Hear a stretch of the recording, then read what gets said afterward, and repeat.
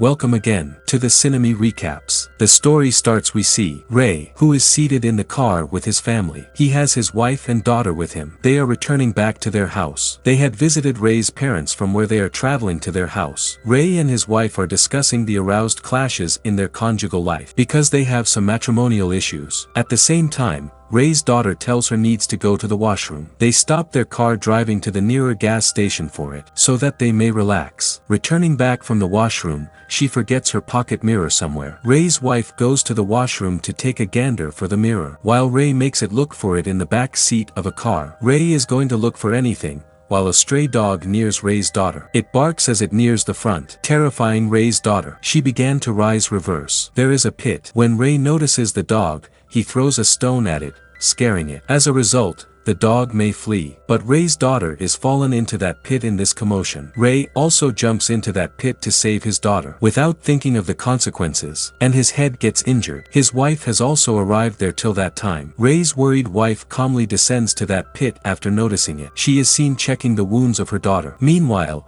Ray also restores his senses. Lifting their daughter, they leave that pit. The hand of Ray's daughter is injured severely. They decide to take her to the nearby hospital. Covering a few miles, they reach the hospital. They meet with a doctor there who tells Ray, "Your daughter's hand has fractured. It means, hand's bone has broken because of falling down. The hand will be plastered, but CT of the head is required of your daughter, taking it as a precaution, so that it may be assured that the head has not received any injury. The place of head scanning is in the basement." Ray sends his wife with his daughter to the basement for checkup, while he sleeps in the waiting area, because he is very tired. Waking up after an hour, he asks the hospital staff, may he meet with his wife and daughter because a time has passed. Checking the register, hospital staff inform Ray that there is no record in the register or computer of your told name. It means, there is neither the name of your wife nor daughter. The duty time of many doctors of the hospital has been changed, and nurse staff members are still the same as before. A nurse tells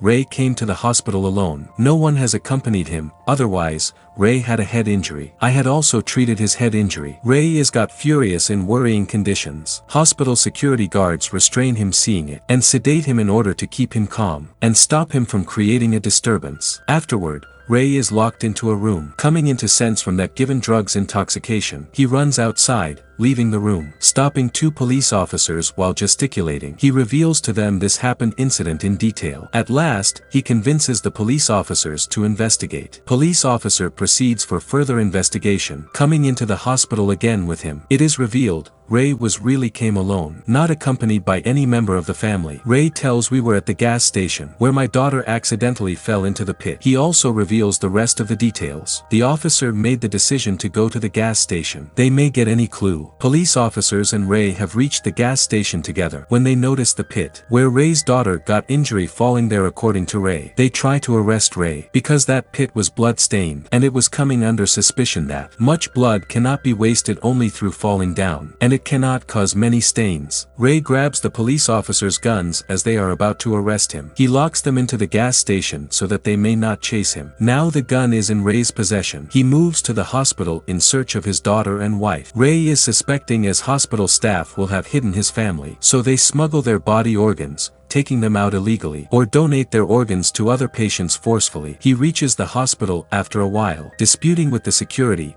he moves into the basement. He glimpses of her daughter whose body organs are nearly to be taken out. There is also his wife along with her. She is in sedation. He comes outside from the operation theater, taking his wife and daughter. He fires his gun on the doctors while going, and all leave, sitting in the car. The climax of the story arises when it is known that Ray's family was dead falling into the pit which was nearby at the gas station. His daughter herself fell down, being scared from the dog, while his wife is pushed by Ray himself, and she falls on the pointed thing which causes her death. It means both deaths had occurred at that gas station, and their dead bodies were placed in the back bonnet of the car. He himself placed them. Anything which occurred in the hospital, as he said, I did not come on its own. Blaming the access control mechanism. It was his psyche problem, which is a psychological illness. His conscious and unconscious minds were at odds with one another. Whereas, he himself has murdered, but his mind is already making up a story, so he denies his murdering. Ray is a psycho patient, and he is thinking this story himself while he himself was the murderer. Finally,